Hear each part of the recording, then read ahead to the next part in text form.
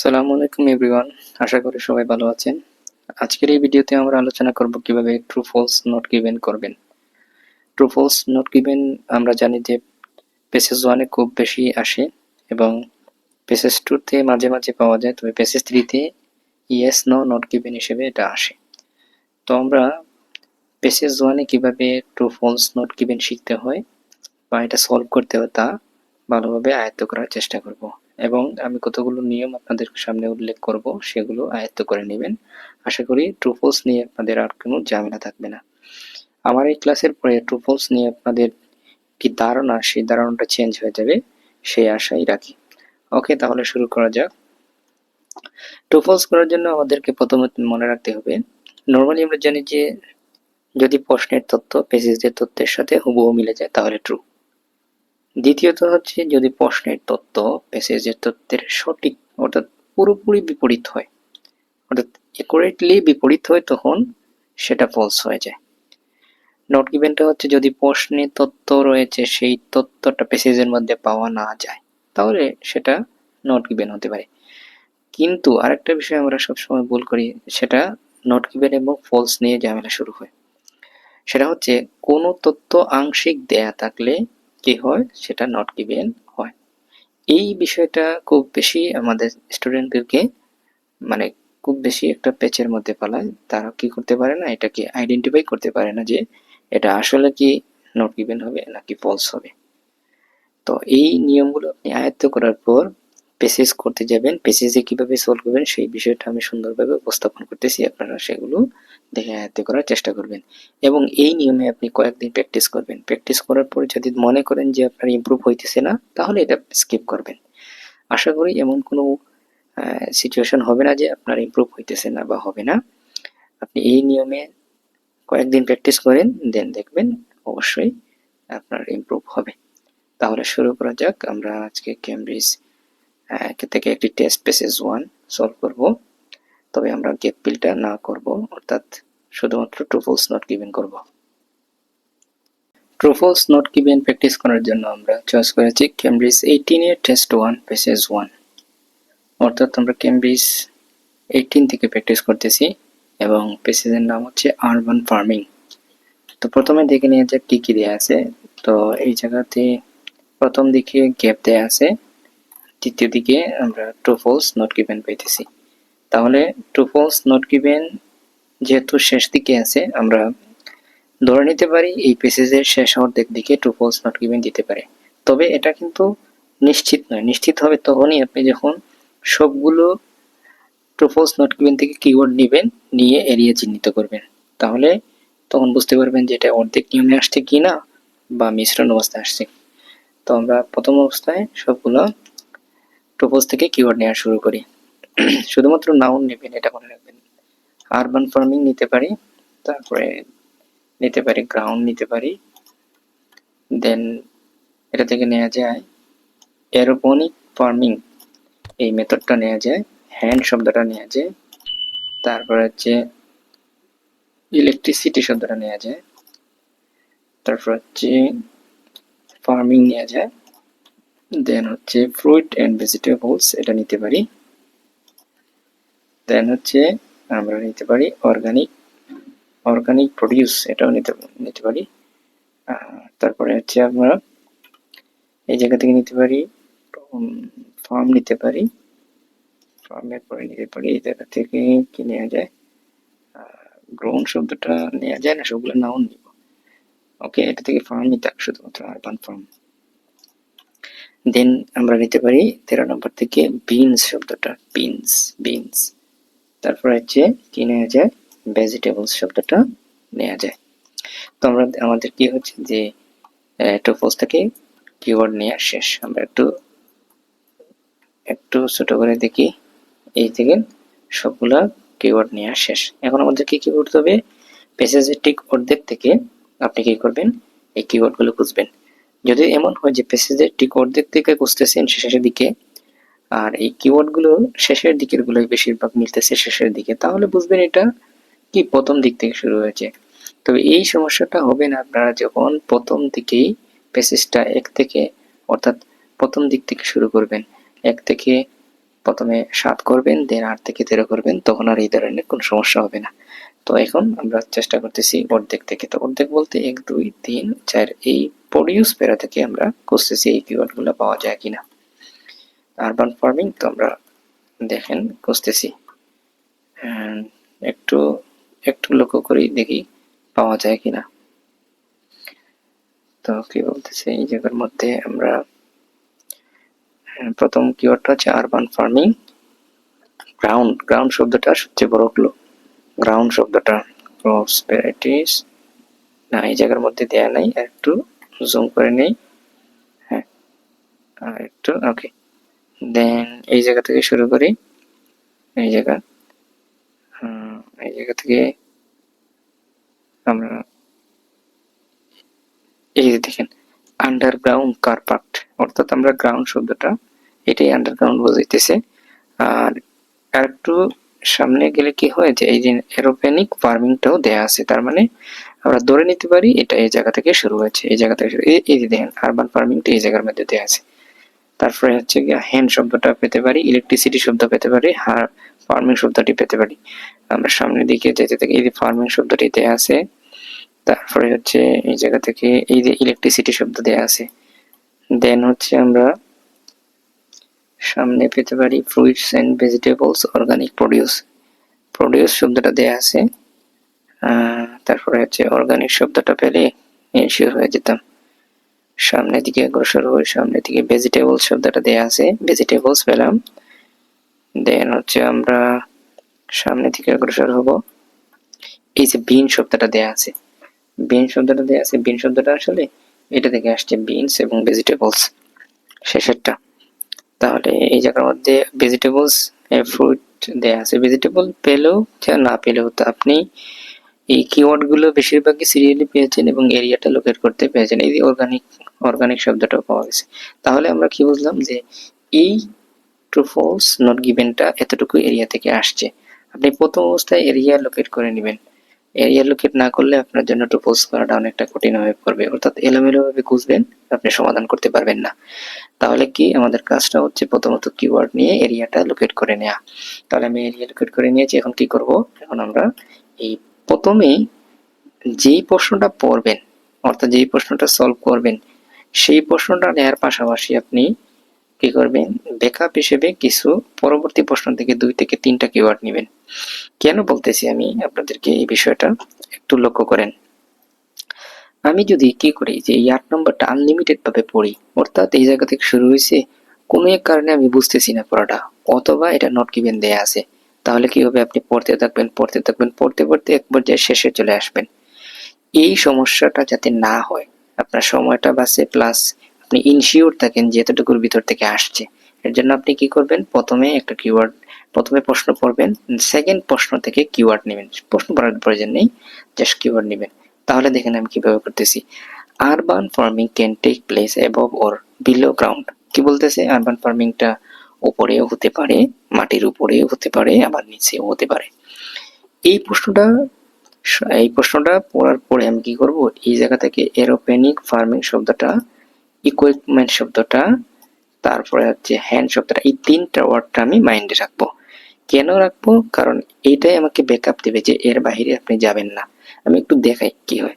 যেমন ধরেন আমি যদি প্রথম 8 নম্বরটা প্রশ্ন খুঁজি, এতটুকুর ভিতরে খুঁজতে হবে, তাহলে আমি এতটুকুর ভিতরে কিভাবে জানলাম খুঁজতে হবে, আমি কি আনসার দেখছি না। এই যে দেখেন এরোপনিক ফার্মিং শব্দটা এটা দেয়া আছে এই জায়গার মধ্যে, আবার এই জায়গার মধ্যে ইকুইপমেন্ট শব্দটাও দেয়া আছে।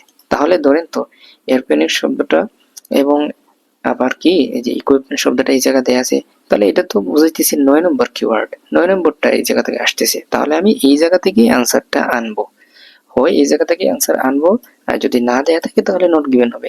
এটাতে কি হয় যে আপনি নিশ্চিত থাকবেন যে আনসারটা হইতেছে কিনা।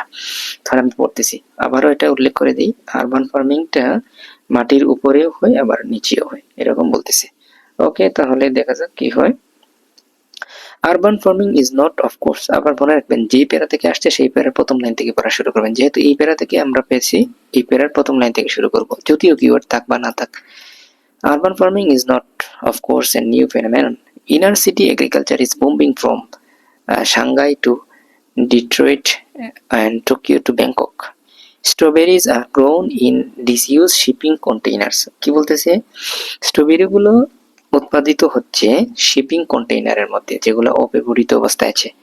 Mushroom in underground car park. দেখেন, এই যে ডিসইউজ শিপিং কন্টেইনার, এটা হচ্ছে, আমরা জানি যে কন্টেইনার শব্দটা হচ্ছে কোনো কিছু ধারণ করে।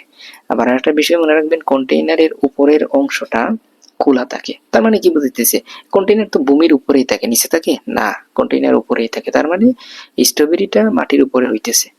এবং কি বলতেছে, mushroom in underground car park, অর্থাৎ মাশরুমটা হচ্ছে, কার পার্ক তো আমরা জানি যে আন্ডারগ্রাউন্ড বলছে মাটির নিচে যে পার্কটা, এই পার্কের মধ্যে মাশরুম হইতেছে। তার মানে মাটির উপরেও ফসল উৎপাদন করা যাইতেছে, মাটির নিচেও উৎপাদন করা যাইতেছে। তাহলে আনসারটা কি হবে দেখেন, আমার কথা হচ্ছে যে আপনি হুবহু মিলছে কিনা তা দেখবেন। হুবহু মিলতেছে, কি বলতেছে, অ্যাবভ এন্ড বিলো, উপরেও হয় নিচেও হয়, তার মানে এটা আনসারটা হচ্ছে ট্রু। এই জায়গার মধ্যে আমি আনসারটা ট্রু দিয়ে দিলাম। এখন কি করবেন, এই আনসারটা এইভাবে হাইলাইট করে নেবেন। এটা এই অভ্যস্তটা করে নিবেন, তাহলে আপনার জন্য অনেকটা সহজ হবে।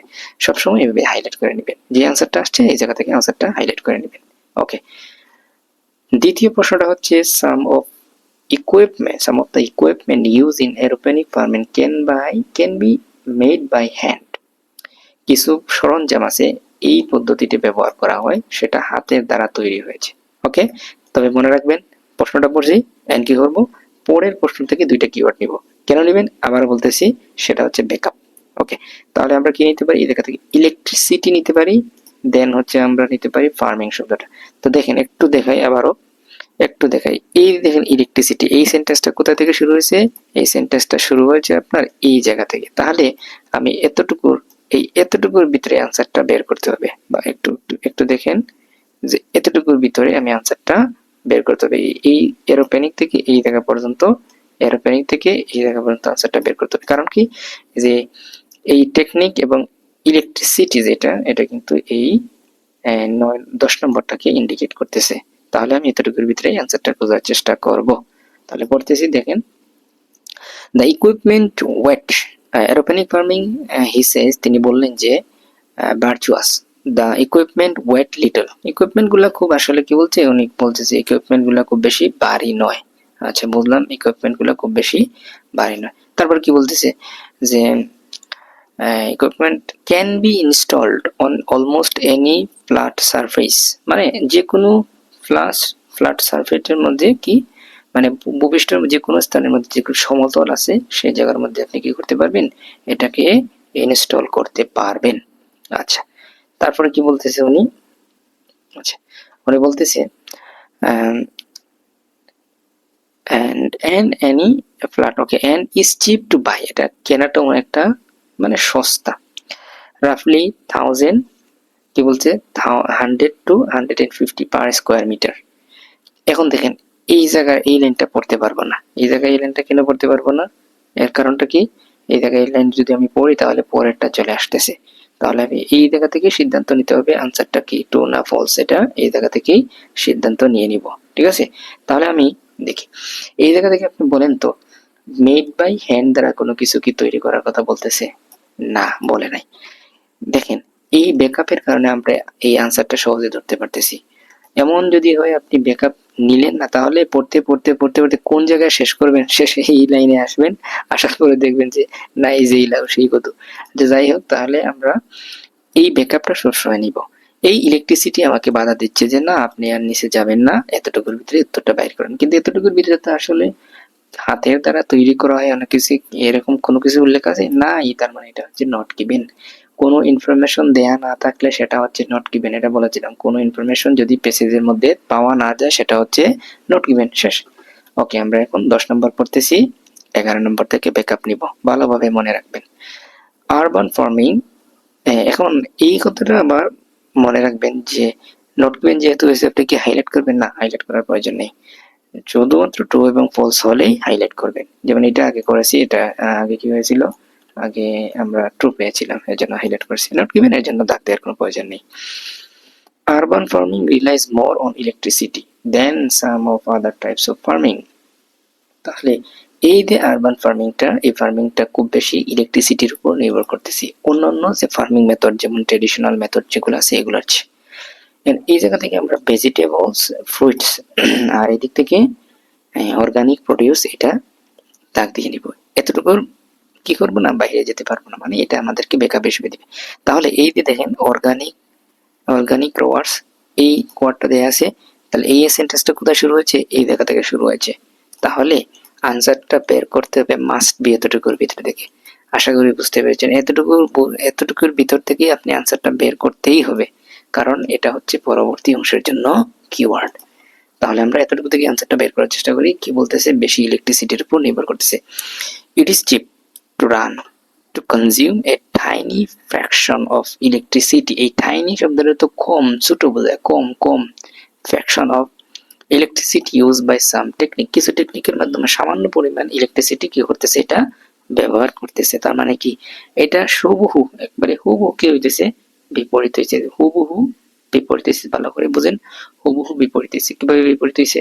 কারণ প্রশ্ন হচ্ছে, তারা বলতেছে যে এইটাতে কি হয়, খুব বেশি ইলেকট্রিসিটির প্রয়োজন হয়, আর এই জায়গা বলতে টাইনি বলতেছে সামান্য পরিমাণ। তার মানে এটা থেকে আনসার আসছে, এটা হবে false.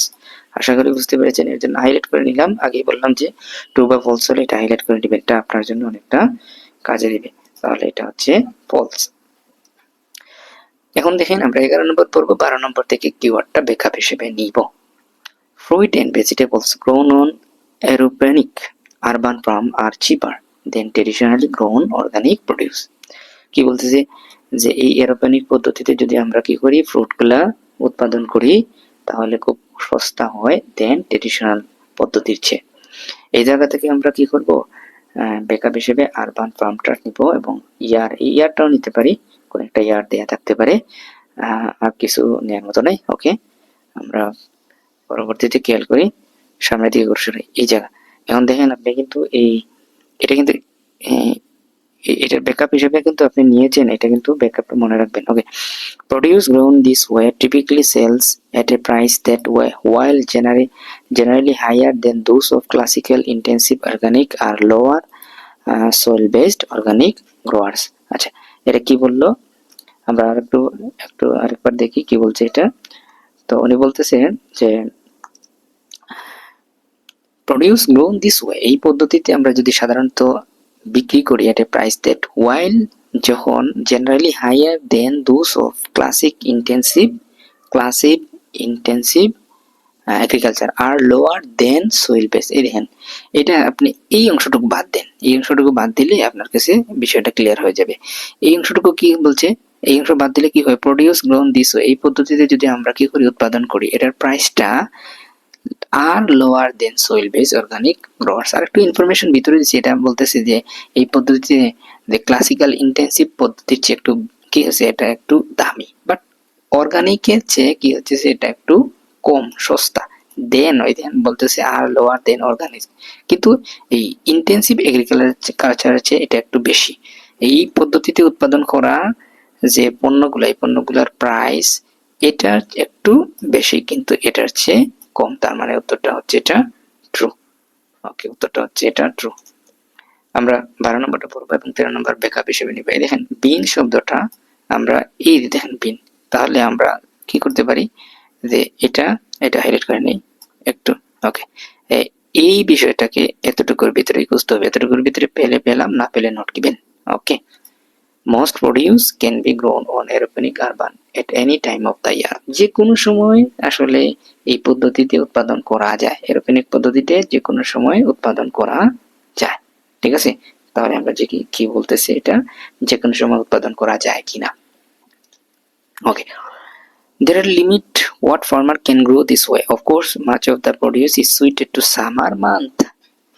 Root vegetables we cannot do, at least not yet, he says. Radishes are okay, but carrot, potatoes, that kind of things, the root are simply too long. Okay, আমরা এতটুকু যাওয়ার পর এই লাইনের মধ্যে আনসারটা দিচ্ছে যে there are limited to what farmer can grow this way. এই পদ্ধতিতে কিছু লিমিটেশন আছে কিভাবে তারা উৎপাদন করবে। অবশ্যই সেটা হচ্ছে যে much of the produce is suited মানে হচ্ছে উপযুক্ত টু দ্য সামার মান্থ, শুধুমাত্র সামার মান্থের জন্য এটা উপযুক্ত। তার মানে এটা বলছে any time of the year কি এটা উৎপাদন হবে না, উৎপাদন হতে পারে না, অর্থাৎ এটা শুধুমাত্র সামারের জন্য অ্যাপ্রোপ্রিয়েট, এর জন্য উত্তরটা হবে ফলস। দেখেন, beans take longer to grow on a urban farm than other vegetables. কি বলতেছে? বিন, এই বিনটা উৎপাদন করতে বেশি প্রয়োজন হয় কোন পদ্ধতিতে? আরবান ফার্ম পদ্ধতিতে, দেন আদার ভেজিটেবলস। তাহলে এই পদ্ধতিতে বিন নামক যে শস্যটা, এটা উৎপাদন হতে বেশি সময় লাগে অন্যান্য শাকসবজির তুলনায়। তাহলে এটা এই জায়গা থেকে আছে, আমরা এটা যদি পড়ি, and beans tend to take up a long lot of space for not much return। অর্থাৎ বলছে এই বিন শব্দটা, এই বিনটা অনেক বেশি জায়গা নেয় কিন্তু এর পরিণামে খুব কমই দেয়, অর্থাৎ কম রিটার্ন বলতে এর ফলনটা খুবই কম হয়। তারপরে বলছে never than this urban farming of the kind being practice in Paris. তার মানে পরবর্তীতে এরকম কোনো কিছু বলে না, এটা উত্তর হবে নট গিভেন। আপনারা এইভাবেই ট্রু ফলস নট গিভেন করবেন। আমি আবারও বলতেছি, আপনারা কি করবেন, হুবহু মিললে ট্রু, হুবহু বিপরীত হলে ফলস, আংশিক সত্য হলে নট গিভেন, কোনো তথ্য পাওয়া না গেলে নট গিভেন, এবং সবসময় একটি প্রশ্ন নেওয়ার পর আরেকটি প্রশ্ন ব্যাকআপ হিসেবে নেবেন। তাহলে আপনারা সহজে ট্রু ফলসকে আয়ত্ত করতে পারবেন।